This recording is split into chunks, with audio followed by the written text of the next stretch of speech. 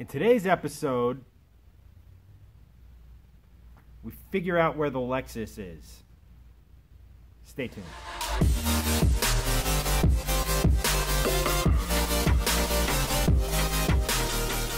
Hey guys, what's going on? Welcome to Shifting Lanes. My name's Chad, and it's Friday. If you're not aware of the new schedule, Fridays are Lexus Fridays. That's where I should, operative word being should, be working on the Lexus. As you can see, Lexus isn't here. So where is the Lexus, and why do I look like I'm more prepared for a tea time than to actually get to work? The answer to that is, I had a bit of a snafu with the Lexus. Got all the suspension components in, we were ready to go for our first test drive in the car, and I started hearing two really worrying noises. Number one, there was a pretty severe grinding noise coming from the rear brakes, the brand new rear brakes that we just put in. I originally thought it had something to do with the e-brake assembly. I have had issues with the e-brake on that car before, and that's what led me to think that that could possibly be the problem. The good news there is it had absolutely nothing to do with the e-brake. It actually had to do with the dust shield, the shielding behind the rotor.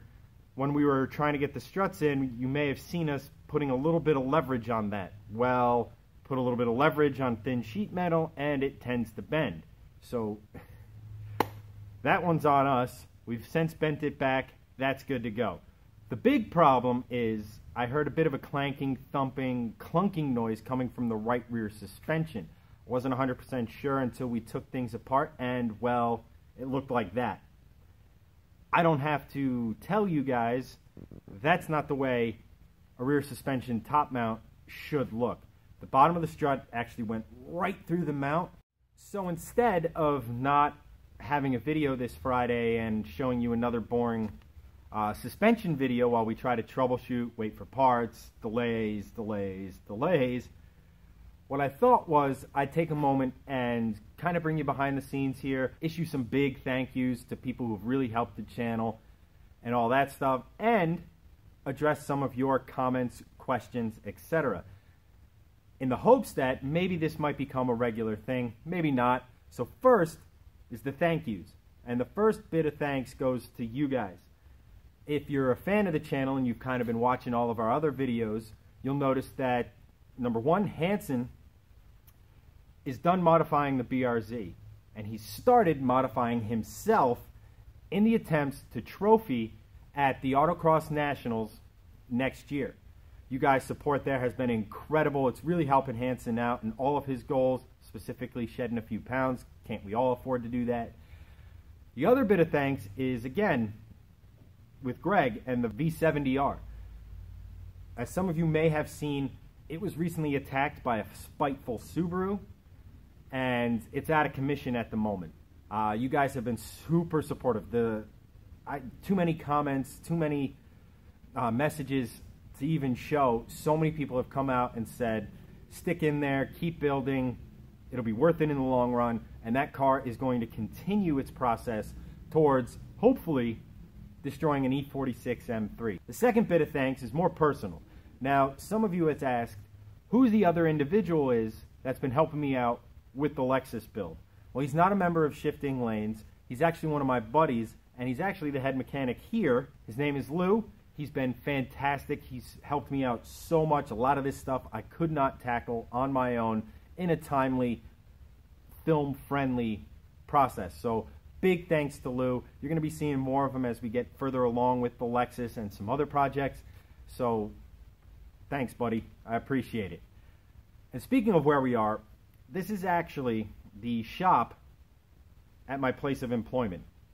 I work at a golf course. I won't get into the boring details about what I do, but this is the shop for the golf course. So that's why in the past you may have seen some mowers, more things conducive to landscaping than necessarily working on cars. It's got a wide open space, have all the tools we need here for the most part, and big ups to Lou and all his guys for letting me use the space. My garage would not be able to support this stuff, so this is huge. On to you guys. I've picked out a few comments from some of our more recent videos that I'm going to go through and try to answer some of the questions or address some of the comments and so on and so forth. And our first comment, sticking with the Lexus, comes from Phil Atkins. He asks, or says, "Cool, good job so far. Will you talk about getting a proper alignment when you've lowered the rear? I find a lot of content creators neglect to tell people about this." Short answer is yes. Anytime you do suspension work, whether it be struts, springs, coilovers, replacing a control arm, even as something as mundane as new wheels and tires, especially if they're a different size than what you run stock, it's always a good idea to take your car down to a professional and get it professionally aligned. This will help your car handle better. It will help prevent uneven tire wear, which can be dangerous should you not be vigilant on that sort of stuff. It's just a great idea. It's not super expensive, and it's always recommended you do that after any sort of work in or around the suspension on your car. The next comment comes from Adam Cabby, who asks, "Looking good. Any plans on tracking or taking the car autocrossing?" Again, yes. Once I get the suspension in, once I get the big brakes in, once I get the alignment, as we talked about before, I'm absolutely going to take this car on the track. Hanson's kind of got the autocross world on lockdown. It's an amazing community. I definitely want to get in there, definitely want to meet some of the guys and see what the heck Hanson's been up to this whole time as he's been going out racing every single weekend. So I will definitely be taking this on the AutoX track, maybe having a professional drive it, maybe compare it with the Volvo, the BRZ, see which one of us has the best AutoX platform. Should make for a fun time, and I've been itching to get on a racetrack. I usually go once a year. I'm going to miss that opportunity this year, so going to have to fill that void with the Lexus. The next comment is about the BRZ. He says, "A rotary BRZ?" and goes on to talk about different engines and things like that. Now, to some of you who haven't seen the video or even know, when we first got the BRZ, 6 days in ownership, it decided to basically take a dump on itself. The engine was shot. We had to get a completely new motor from Subaru that Subaru of America graciously ate all of the expense on. Now, before that, before we knew what exactly the expense involved was going to be, before we knew it was effectively going to be a brand new motor for nothing, Greg Hansen and I actually talked at length at what we were going to do with the BRZ. We had to think for 6 freaking days, and it grenaded itself. So we talked about a bunch of different engines. We talked about an LS swap, which are cheap and relatively inexpensive for these cars. We talked about a 2J swap, which, because everybody 2J swaps a BRZ FRS 86. Everybody does. And we have some expertise in the 2JZ arena. We actually even kicked around some Honda motors, K24 with a K20 head, the F22 or F20. Kicked around some of those motors, but nobody's really done anything for that, and the fab work involved there would have been a little beyond our capabilities as of the moment. As for a rotary, that would have made a hell of a motor. We actually talked about it at significant length, whether or not we wanted to do that, make basically it a screaming two-door coupe that wasn't like anything else out there. We got pretty far down the line as far as picking an engine, but then Subaru said, hey, we're going to eat the cost. And there's not really a better option when your option is free 99. That's basically why we kept the Subaru Flat 4 in there, and that's why Hanson's been racing it for these past few months now. But it would have been cool to see something different in there, right? Moving on. A lot of stuff on the Volvo. That's without question our most popular project car. Go figure. Volvo community is amazing. If you own a Volvo and don't know anything about it, definitely check out a lot of the supporting sites. I'll link them down below. These guys are awesome. It's probably the nicest, most supportive automotive community I've been a part of. As you know, if you go on forums, Facebook pages, and you ask a question, usually the first response, second response is use the search function, or some snarky response about not using this search function, or being a noob, or all this other stuff. And it can get pretty discouraging to go on those types of sites and have the community kind of kick you to the curb and things like that. The Volvo community is not like that. I've been on there for a few weeks now. Greg's been on there for years now. Everybody's out there seems to be super helpful, super willing to lend a hand, help you out with your build. even if the question's been asked to death, and so on and so forth. Our first Volvo comment comes from Covert Cam. Sure. And he says, dude, this is a sign. Ditch the wagon and start over with a better platform. The V70R is kind of neat, but if you've invested 10% of the time, money, and passion into a better platform to begin with, you'd have zero problems destroying a bone stock M3. He goes on. It's a rather lengthy comment. No.